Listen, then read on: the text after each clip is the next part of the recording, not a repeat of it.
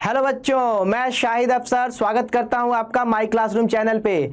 बच्चों, माई classroom channel पे हम आपके लिए लेके आ रहे हैं नेशनल साइंस ओलंपियाड के लास्ट 5 इयर्स के पेपर का सॉल्यूशन विथ डिटेल एनालिसिस।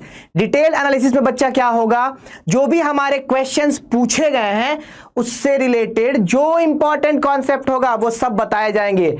तो बहुत हेल्प मिलेगा आपको 2023 के ओलंपियाड पेपर के लिए। तो सबसे पहले हम पेपर के गाइडलाइंस को ओवरव्यू करते हैं।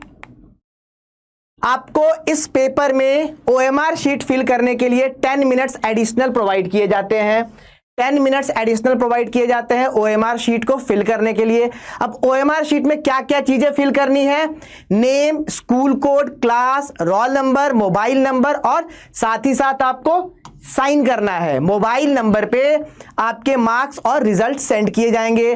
तो ये चीजें हैं जो उन 10 मिनट्स में ओएमआर शीट में हमें फिल करना है। अब पेपर के पैटर्न को देखते हैं। पेपर में 3 सेक्शंस होते हैं। सेक्शन ए होता है लॉजिकल रीजनिंग, जिसमें 10 क्वेश्चन पूछे जाते हैं। ये सेक्शन मैं डील करूंगा। सेक्शन बी साइंस का सेक्शन होता है, वहां 35 क्वेश्चन पूछे जाते हैं।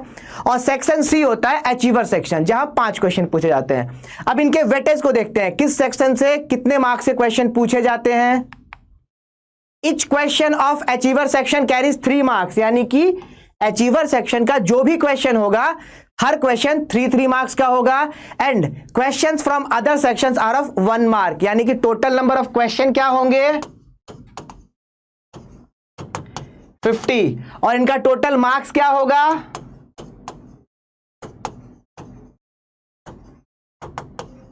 टोटल मार्क्स होगा 60। तो 50 क्वेश्चन 60 मार्क्स। अचीवर सेक्शन का हर एक क्वेश्चन 3 मार्क का होगा। इसके बाद क्वेश्चंस कैसे होंगे, क्वेश्चंस मल्टीपल चॉइस क्वेश्चन होंगे, जहां 4 चॉइसेस दिए होंगे और हर एक क्वेश्चन सिंगल ऑप्शन करेक्ट होगा। सारे क्वेश्चन में एक ही ऑप्शन करेक्ट होगा और कोई भी नेगेटिव मार्किंग नहीं है, इसमें कोई भी नेगेटिव मार्किंग नहीं है। तो आंसर को कैसे सेलेक्ट करना है, ओएमआर शीट में कैसे फिल करना है।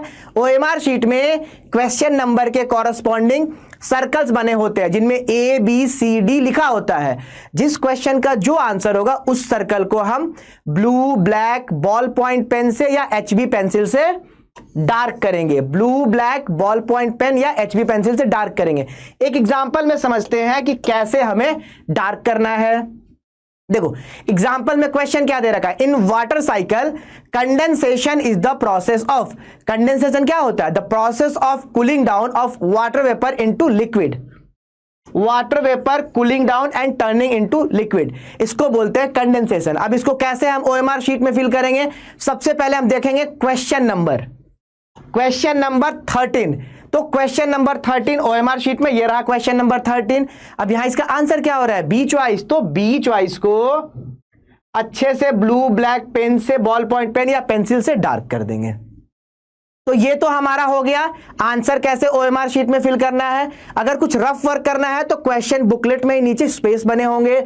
ओएमआर शीट में जो डाटा फिल करना था वो, और सर्कल्स जो हमारे क्वेश्चन के कॉरस्पॉन्डिंग सर्कल्स होंगे वो डार्क करना। इसके अलावा कोई भी एक्स्ट्रा चीज में नहीं लिखना है। पेपर कंप्लीट होने के बाद ओएमआर शीट को सबमिट कर देना है। तो आज जो हम करने जा रहे हैं वो है 2017-18 का लॉजिकल रीजनिंग सेक्शन। इसमें 10 क्वेश्चन पूछे जाते हैं, बहुत ही इजी क्वेश्चन होते हैं। बच्चा ध्यान से देखो, बहुत हेल्पफुल होगा सेशन आपके लिए। तो फर्स्ट क्वेश्चन जो पूछा गया है वो है कोडिंग डिकोडिंग का। कोडिंग डिकोडिंग में क्या होता है, किसी एक लॉजिकल या कोडिंग लैंग्वेज से कोडिंग किया हुआ होता है, हमें उस कोड को फाइंड करना होता है, उस पैटर्न को, कोडिंग पैटर्न को फाइंड करना होता है। और हमसे कुछ पूछा गया है कि applying the same pattern code the given data. जैसे कि यहां क्या कह रहा है, in a certain code language circular is written as TCNWETKE। तो इसका कोडिंग का क्या लॉजिक है वो हमें फाइंड करना है। सेम लॉजिक को अप्लाई करके कंप्यूटर का कोड फाइंड करना है। तो चलो हम लोग पहले इसके लॉजिक को फाइंड करते हैं। और जब भी हम कोई क्वेश्चन करेंगे हमेशा ऑप्शंस को देखते हुए जाएंगे, क्योंकि एलिमिनेशन हमको बहुत जल्दी आंसर तक पहुंचा देता है।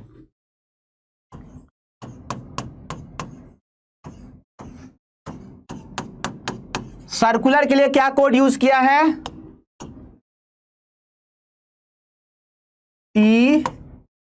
CNWETKE,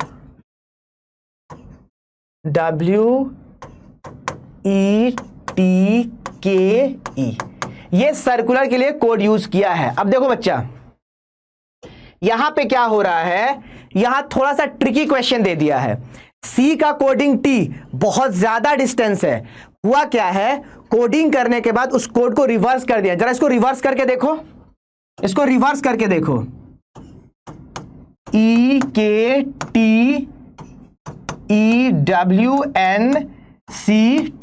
अब देखो हमारा तुरंत कोडिंग पैटर्न मिल गया। C से E, C से E, C D E दो आगे गए हैं। I से K, I J K यहां भी दो आगे गए। R S T दो आगे गए। C D E U V W L M N A B C और R S T, यानी कि हर एक अल्फाबेट को दो आगे जाना है। जो कोड मिलेगा उसको रिवर्स करके लिख देना है। ये हमारा पैटर्न है यहां पे। तो कंप्यूटर के लिए कोड फाइंड करते हैं। In the same coding language we are going to find the code of computer.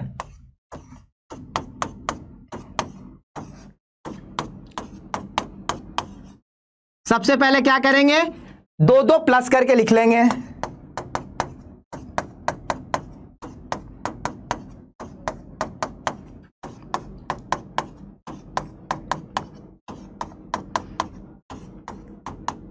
देखो C से दो आगे गए, D E O P Q M M N O P Q R U V W, T का क्या होगा U V, E का क्या होगा F G, R का S T।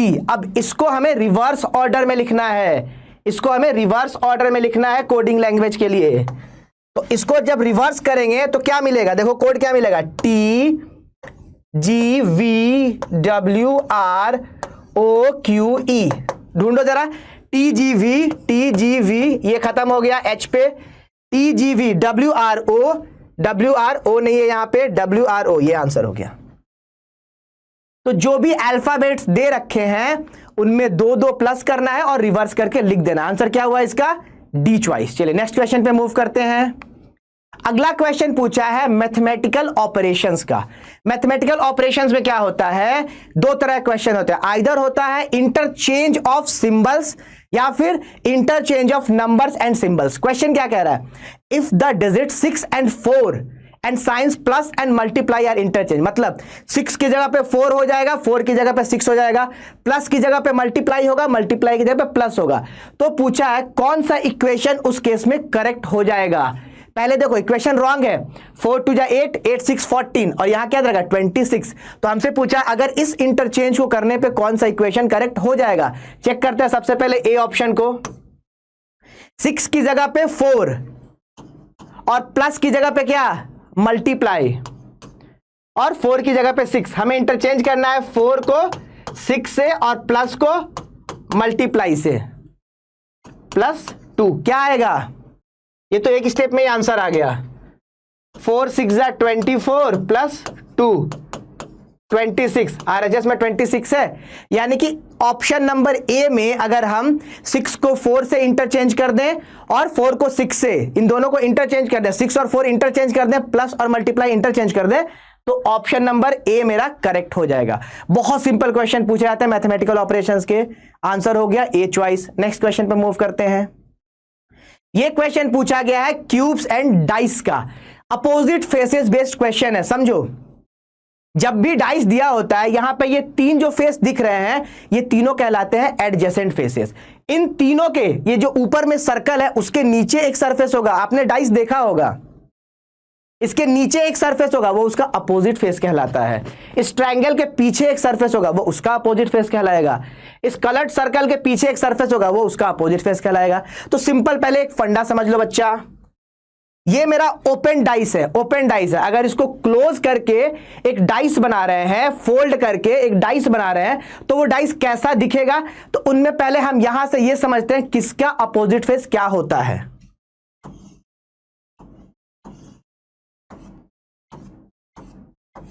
अगर ये आपका गिवन डाइस है, ये आपका अनफोल्डेड अनफोल्डेड डाइस है, तो समझो किसके अपोजिट कौन सा सरफेस होगा। इस वाले का अपोजिट ये होगा, ओके, इसका अपोजिट ये होगा। अपोजिट मतलब अगर ये दिखेगा तो ये नहीं दिखेगा, ये होता है अपोजिट का मतलब। इसका अपोजिट ये होगा, यानी जब ये दिखेगा तो ये नहीं दिखना चाहिए, ये दिखेगा तो ये नहीं दिखना चाहिए। अपोजिट फेस है ना, एक दिखा तो पीछे वाला कैसे दिखेगा, सामने वाला दिखा तो पीछे वाला नहीं दिखेगा। और इसका अपोजिट फेस होता है ये। तो इस लॉजिक को यहां अप्लाई करते हैं। तो देखो स्टार का अपोजिट क्या होगा, इस स्टार का अपोजिट होगा, एक और बना लो, सुंदर सा दिखेगा स्टार।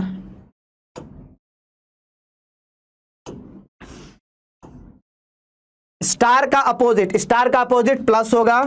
नेक्स्ट, इस सर्कल का अपोजिट ट्रायंगल होगा और स्क्वायर का अपोजिट ये कलर्ड सर्कल होगा, ये अपोजिट फेस होगा। इनके अपोजिट फेसेस ये होंगे। अब आते हैं हम क्वेश्चन पे, कौन सा, अगर इसको फोल्ड करके बनाते हैं, कौन सा डाइस पॉसिबल है जो कि बन पाएगा। तो ध्यान से देखो, ट्रायंगल का अपोजिट ये खाली सर्कल होना चाहिए, यानी अपोजिट कहता है अगर ये सर्कल दिखेगा तो ट्रायंगल नहीं दिखेगा, ट्रायंगल दिखेगा तो सर्कल दिखेगा। यहां पे ये दोनों दिख रहा है तो गलत हो गया। अपोजिट है तो ट्रायंगल दिखेगा तो खाली सर्कल नहीं दिखेगा। सेकंड चॉइस में देखो, इस स्क्वायर का अपोजिट शेडेड सर्कल है, बिल्कुल है, यहां स्क्वायर के साथ शेडेड सर्कल हो गया। अगर ये दोनों अपोजिट फेसेस है तो दोनों एट अ टाइम नहीं दिखने चाहिए।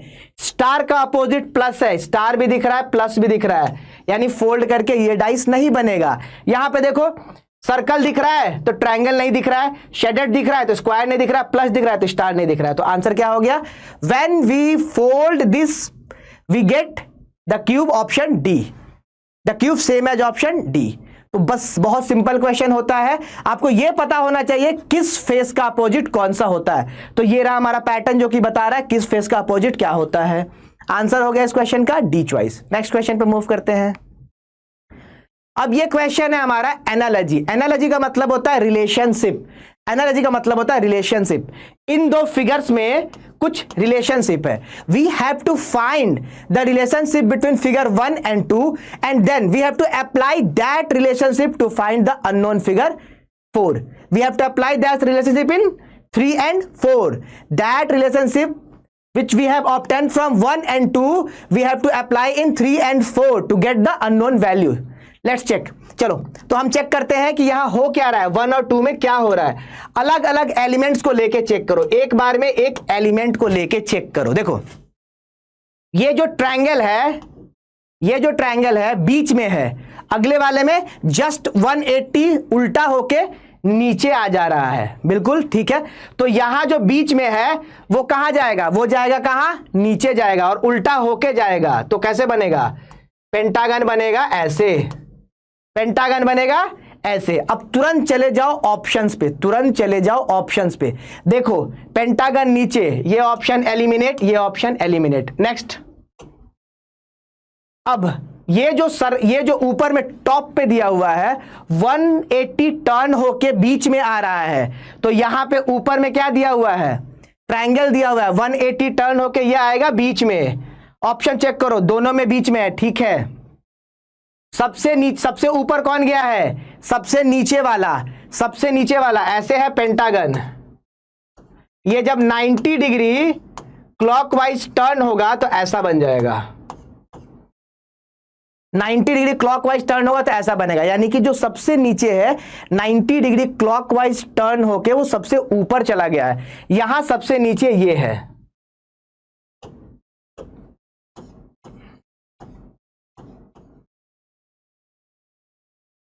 इसको जब आप 90 डिग्री क्लॉकवाइज टर्न करोगे तो ये कैसा दिखेगा, ये ऐसा दिखेगा। जब 90 डिग्री क्लॉकवाइज टर्न करोगे तो ये दिखेगा ऐसा। और इसको कहां जाना है, सबसे ऊपर जाना है। तो इस तरह से बनेगा ये figure.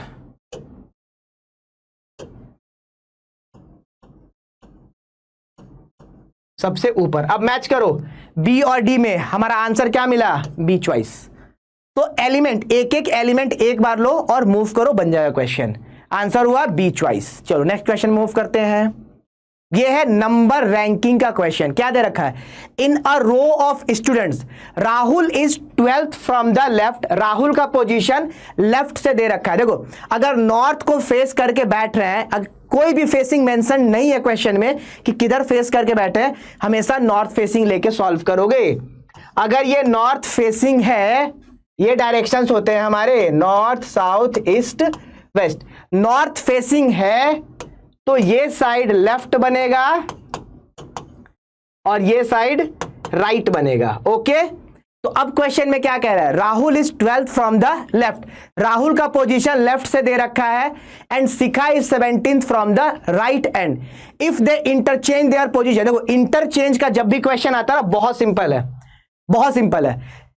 Then the Shikha becomes 27th, Shikha becomes 27th from the right end. कह रहा है क्या? देखो ये हमारा अरेंजमेंट है, ये हमारा अरेंजमेंट है। ये राइट साइड हो गया और ये लेफ्ट साइड हो गया। ओके, ये लेफ्ट साइड हो गया। Rahul is 12th from the left. Rahul जो है वो लेफ्ट से 12th है, ये हो गया राहुल, ये लेफ्ट से 12th है। And Shikha is 17th from the right, ये शिखा हो गई, ये राइट से 17th है। अब हमसे क्या कह रहा है? When they interchange their position. अब पोजीशन इंटरचेंज हो रहा है, यानी कि जिस जगह पे शिखा थी वहां राहुल आ गया और जहां राहुल था वहां शिखा आ गई। ये कहलाएगा interchanging the positions. When they interchange their position, Shikha becomes 27th from the right, Shikha becomes 27th from the right. हमसे पूछा है how many total students are there. बहुत सिंपल क्वेश्चन है। नीचे में किसका पोजीशन दे रखा है? शिखा का 27th। सेम पोजीशन पे जब राहुल था तो वो क्या था? 12th। सेम पोजीशन, नीचे वाले में इंटरचेंज होने के बाद किसी एक का पोजीशन दे रखा होगा, जिसका दे रखा होगा उसी का ऊपर वाला वैल्यू लोगे। तो नंबर ऑफ स्टूडेंट्स कितना हो जाएगा? शिखा का पोजीशन इंटरचेंज होने के बाद 27th। उसी सेम पोजीशन पे जब राहुल था तो क्या पोजीशन था उसका?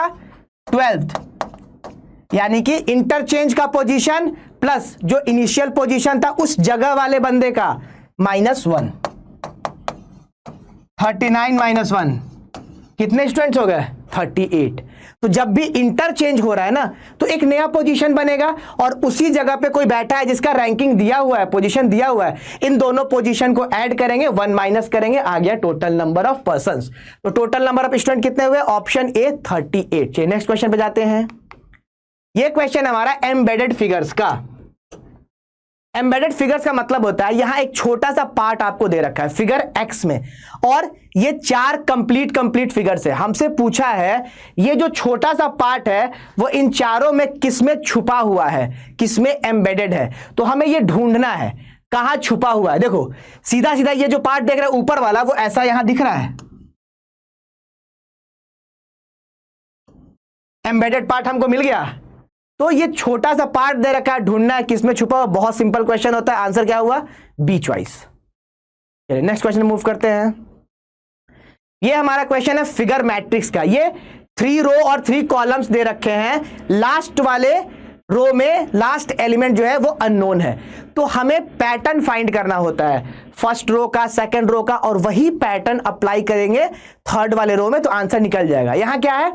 एक ऐसा इलिप्स दे रखा है और नीचे शेडेड है। यहां पे एक आउटसाइड में है स्क्वायर, स्क्वायर के अंदर सर्कल, और आगे क्या किया है? यहां जो बाहर वाला है, ये जो बाहर वाला है उसके अंदर इसको डाल दिया। ठीक है, ये जो स्क्वायर है बीच में, बीच वाले इमेज का जो बाहर वाला है उसके अंदर फर्स्ट वाले को डाल दिया।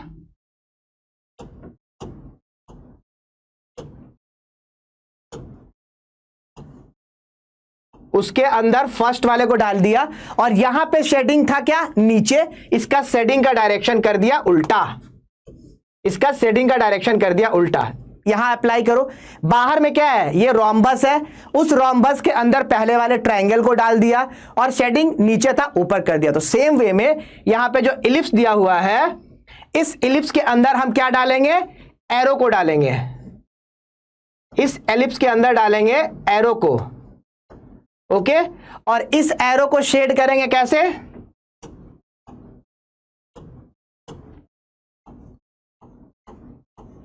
इस एरो को शेड कैसे करेंगे, यहां पे नीचे शेडेड है तो मेरा जो एरो है वह कहां शेडेड होना चाहिए, ऊपर का आधा शेडेड होना चाहिए, ऊपर का हाफ पार्ट शेडेड होना चाहिए। तो देखो मैच करो, कौन मिला, ऑप्शन नंबर ए। हो क्या रहा है, जो यहां बीच में दिया हुआ है बाहर, वो पहले वाले को एनक्लोज कर रहा है और पहले वाले का जो डायरेक्शन ऑफ शेडिंग है वो उल्टा कर देना। तो ऑप्शन क्या मैच किया इसका, ऑप्शन ए इसका मैच कर गया। चलो नेक्स्ट क्वेश्चन पे जाते हैं। ये हमारा क्वेश्चन है लॉजिकल वेन डायग्राम का क्वेश्चन है। क्या कह रहा है, study the given Venn diagram carefully and answer the question. यहां हमें एक सर्कल दे रखा है, यहां हमें एक सर्कल दे रखा है, एक सर्कल दे रखा है और कह रहा है क्या, सर्कल रिप्रेजेंट कर रहा है प्लेयर्स को,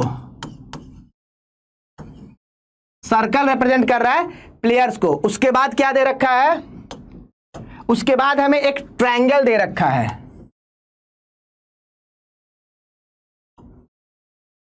उसके बाद हमें एक ट्रायंगल दे रखा है और ट्रायंगल रिप्रेजेंट कर रहा है डॉक्टर्स को, ट्रायंगल रिप्रेजेंट कर रहा है डॉक्टर्स को। और एक स्क्वायर दे रखा, एक रेक्टेंगल दे रखा है, एक रेक्टेंगल दे रखा है।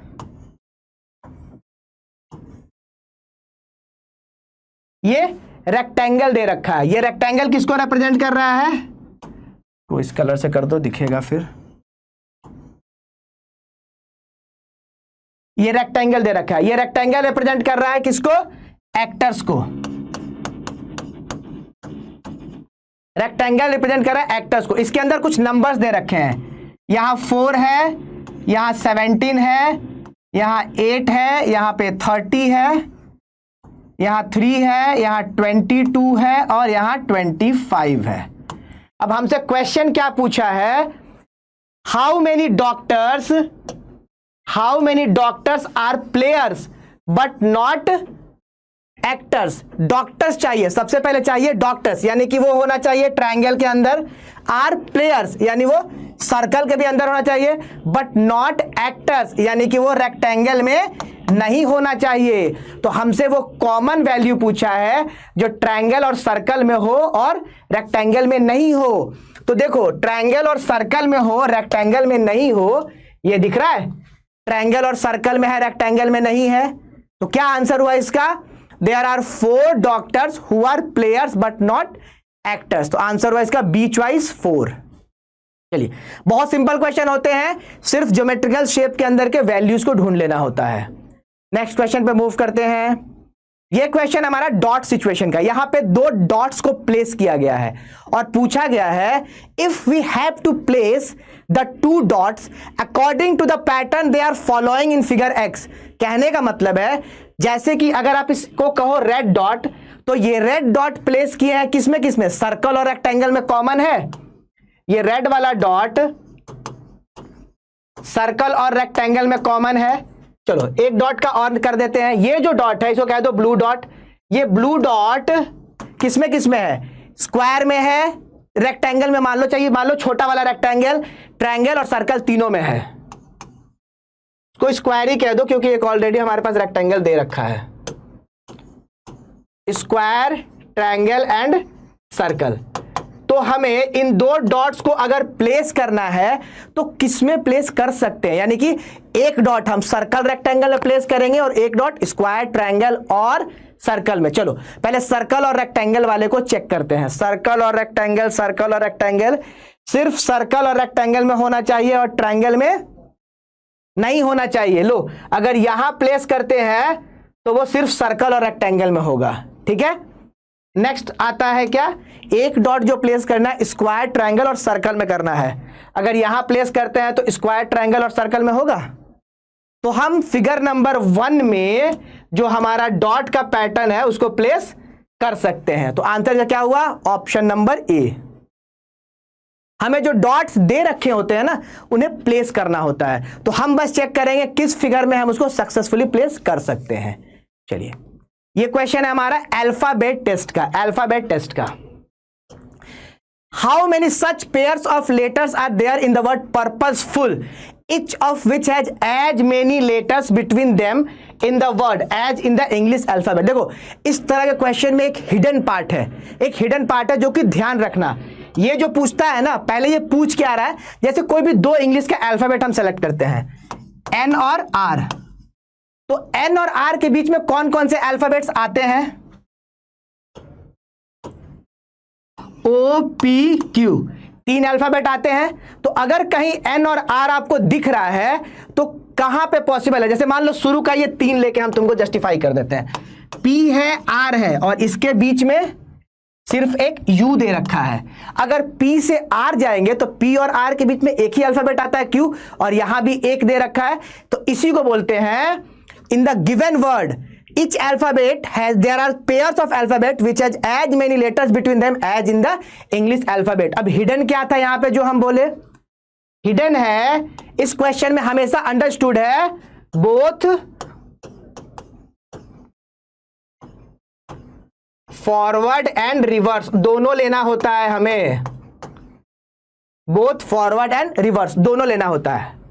अब देखो, ऐसे क्वेश्चंस को करने का सबसे इजी अप्रोच बता रहे हैं, सबसे easy approach, P U R P O S E F U L, purposeful. अब तुम क्या करो, इनका एक पोजिशनल वैल्यू होता है ना इंग्लिश अल्फाबेट में, जैसे ए सबसे पहले आता है तो ए का 1, बी दूसरे पोजीशन पे आता है, बी का 2, फिर सी का 3, डी का 4, इस तरह से इनका पोजीशन लिख दो, इनका पोजीशन लिख दो। तो पी का क्या होगा, एन 14 पे होता है, पी हो जाएगा 16, यू क्या होगा, टी 20 होता है, यू 21, आर कितना होगा 18, पी 16, ओ 15, एस कितना होगा 19, ई होगा 5, एफ होगा 6, यू होगा 21, एल होगा 12, एल होगा कितना 12, एल होगा 12। अब हमें चेक करना है इस नंबर्स को, तो हम आराम से चेक कर सकते हैं भाई, नंबर्स को चेक करना हमारे लिए आसान है। 16 और 18 के बीच में एक ही नंबर आता है 17, ये एक पेयर मिल गया। जो हमसे पेपर में पूछा गया है कि कितने ऐसे अल्फाबेट्स हैं जिनके बीच में उतने ही अल्फाबेट्स यहां दिए हुए हैं जितने इंग्लिश अल्फाबेट में होते हैं, फॉरवर्ड रिवर्स दोनों लेना है, तो 16 15 एक पेयर बना, ओके।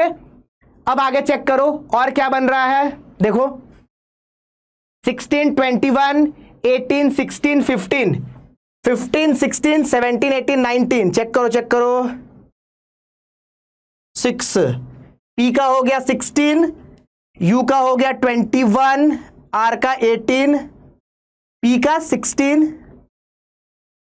ओ का 15 हो गया, एस का 19 हो गया, 16 17 18 19, ओके। एक ये मिला हमारा 5 6, एक ये मिला 5 6। इसको जरा 12 को चेक करो तो ये कुछ बना रहा है क्या, 12 13 14 15 16 17 18 19 20 21, ये नहीं बना रहा है।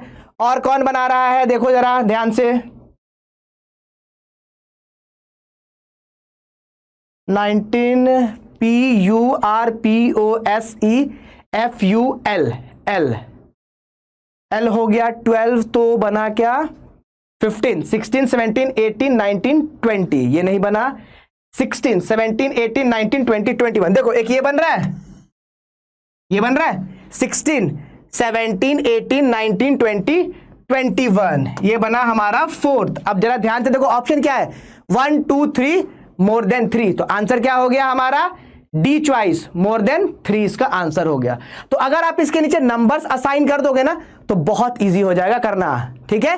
तो 4 पेयर मिले जिनके बीच में उतने ही अल्फाबेट है जितने इंग्लिश अल्फाबेट में होते हैं। तो ये वो 10 क्वेश्चन थे बच्चा जो 2017-18 में पूछे गए थे। आई होप आपको बहुत हेल्प मिलेगा इससे, क्वेश्चन इस तरह के क्वेश्चन करने में। जो बाकी सब्जेक्ट का सॉल्यूशन आपको लिंक डिस्क्रिप्शन में मिलेगा बच्चों। आप क्या करोगे, उस सॉल्यूशन को व्यू करोगे, बहुत हेल्प मिलेगा आपको एनएसओ के पेपर के लिए। आप वीडियो को लाइक कर दो, शेयर करो और चैनल को सब्सक्राइब कर दो बच्चों। बाय बाय बच्चों।